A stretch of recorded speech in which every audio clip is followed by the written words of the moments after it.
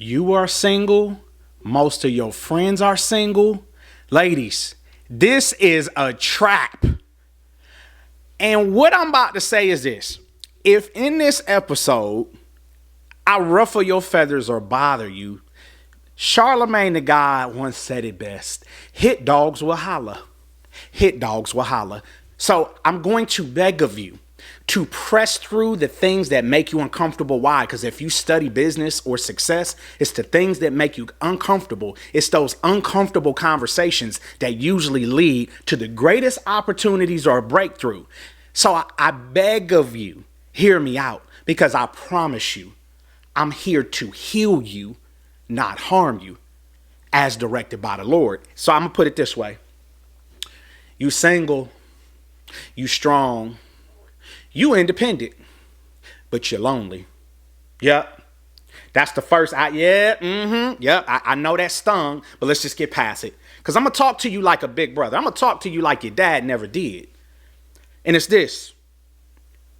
Ladies, other single women are undefeated, meaning the trap that I'm referring to is single women keep women single. Yep, I said it. Single women keep other women single. Why? I'm not saying if a woman is single that she's miserable. I'm not going to say that. I know a lot of single women who are miserable, but that ain't what I'm saying. What I'm saying is misery does love company. It's the way it works. Crabs in the barrel, whatever you want to call it. Take that up with God. Let's move on to something else, single ladies.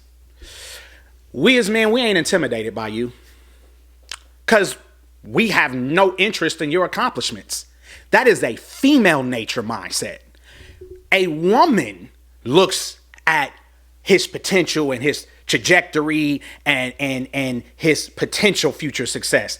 Men do not love or make decisions on that basis.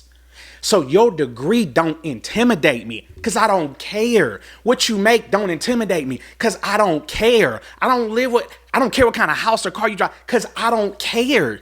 Those are female-minded priorities. That is not a man's priority. A man wants to know, can I love you? Can I lead you? Can I elevate you? Because what? If I cannot lead you, I must leave you. A man's biggest priority is peace, not problems. Why? Because as a man, I'm fighting the world all day. I'm fighting the grind, the hustle. And I ain't talking about these deadbeats out here. I ain't talking about if he a grown man living with his mama, a grown man driving his mama's car, grown man in the basement, don't know God, don't know his purpose, deadbeat, don't pay child support. I ain't talking about none of that. I ain't talking about them as boys. We ain't talking about that. Let's move on to the next subject. A wise man once said, successful women become the men they want. Let me say this again. Successful women become the men that they want. And I understand it. With modern society, God has made us complimentary. Queen, ma'am, I salute your success. To God be the glory. But here's the thing. You have to understand that no matter if you're the CEO, COO, God's divine order of how the family unit needs to work is still in operation, irregardless of your 6-figure, 7-figure income. And yet the data shows that the average woman wants a man to make 162% of what she makes. But guess what, ladies? While most women are just waiting for a finished man at the finish line, let me be honest about that. Here's your problem with that. Is once a man has reached the altitude of success, why would he do all of that if you didn't help in that journey to settle for one woman? Like, what? And yet again, I told you hit dogs gonna holler. So by this point, I know you offended and ready to cut the clip off. But let me prove it to you. Just bear with me for 30 seconds, ladies. Just bear with me. And so we're gonna see how I'm facking and ain't capping. We're gonna use the litmus test. All right, your female celebrity crush. It's probably Amari Hardwick, probably Chris Brown, probably Denzel. And yet that 1,000% fact is even though these men are married, most of them, is that even if you were married or if you were single and you were walking down Fifth Avenue in New York City, or you were at the concert and he wanted to holler at you, even though you know he's married, in relationships, ain't never trying to be with one woman, you would still, most women, not all, most, would still give him an opportunity called whatever that means to you. So we're not going to sit here and pretend like the rules ain't different when they convenient for people. I say all of that to say,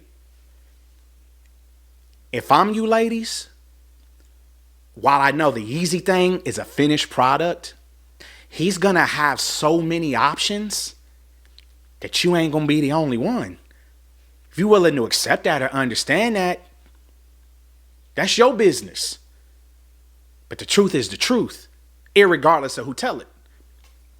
Let's talk about the next thing. Hive-minded.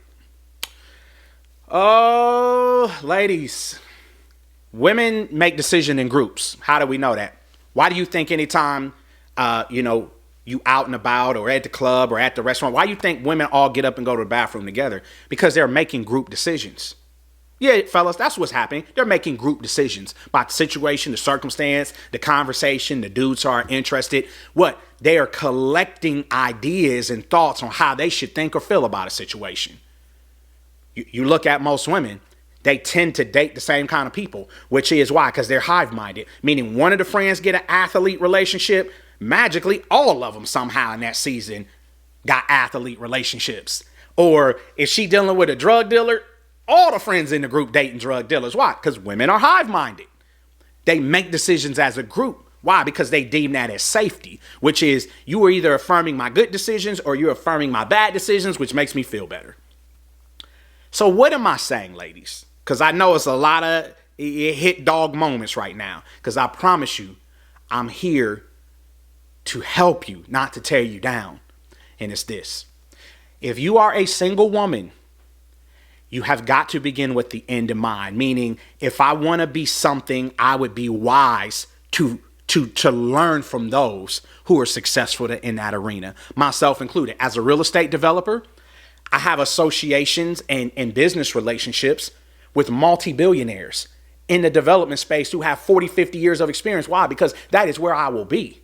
And guess what? Show me your friends, I'll show you you. The saying of it is if I look at the net worth of those who are closest to you, yours will be an average of that. Meaning if what I want in life is to chase greatness, I better be balling and playing with LeBron James and Michael Jordan and not the 12th dude on the bench. Because that's going to be my future otherwise. So what does that mean? Single ladies, you would be wise to find healthy, happily married female friends. I'm going to say this again. Begin with the end in mind. You would be wise to find healthy, happily married friends. Why? Because you are going to begin to learn the essence of what it looks like to be that in real time and what that story was and what that journey was. You will be able to essentially, with someone who has past performance, to say, is this healthy? Is this right? What do I need to do different? Where do I need to compromise? Because the fact of it is this, ladies, in general, women do not want to be held accountable or responsible for anything. That is a skill that life teaches men almost exclusively. Not saying it's not possible, but it's rare. Men know what I'm talking about. And if you're honest with yourself, you know what I'm talking about. So let's go there. It's about to be another hit dog holler moment. So I'm going to just prep you right now. Because again, only people lie, numbers don't. So here's what I'm going to say.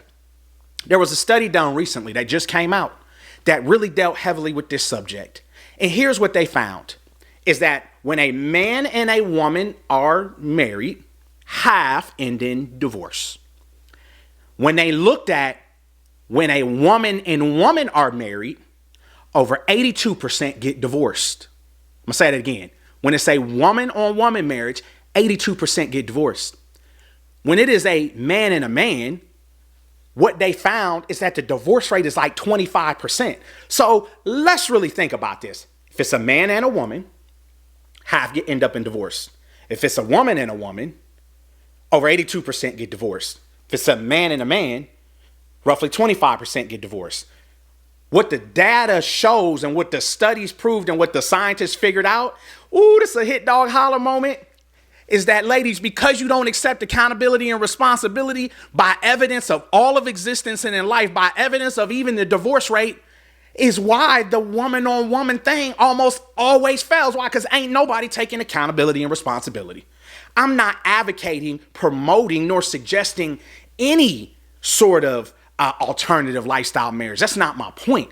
But the numbers don't lie, because what happens is men are logical. We don't live in our emotions. We're able, when we need to, especially, to take accountability. So I illustrate this point, even though it's a hard hit dog moment, is that it ain't about me being right, you being right. Why? Because numbers don't lie, only people do. So at the end of the day, what am I saying to both a man and a woman is we both got to be accountable and responsible. We both have got to compromise. And guess what? That is something other married, happily married women will teach you, is that it can't all be your way or his way. It's about compromise. It's about learning to have courageous conversations. It's about learning how to fight fair so we can have our 1,000 arguments in order for us to flourish. And so, as always, I'm Shaun J. Ford. Call me Uncle Shaun, real estate developer and author, wanting to remind you that as the founder of Developer Nation, we teach you and equip you how to deal not only with personal success as it relates to small and large scale developments, but we teach you even how to address the personal matters in order for you to thrive professionally. Once you partner with us by clicking in the link in the bio, we will not only help you and teach you how to find good deals, but we will bring your project, assuming it's viable and feasible, in front of our capital partners in order to help get it financed to go vertical so that you too, through our community, through group economics, can build generational wealth for your children's children. As always, all things work together for the good of those that love God and are called according to his purpose. And I will see you in the next episode.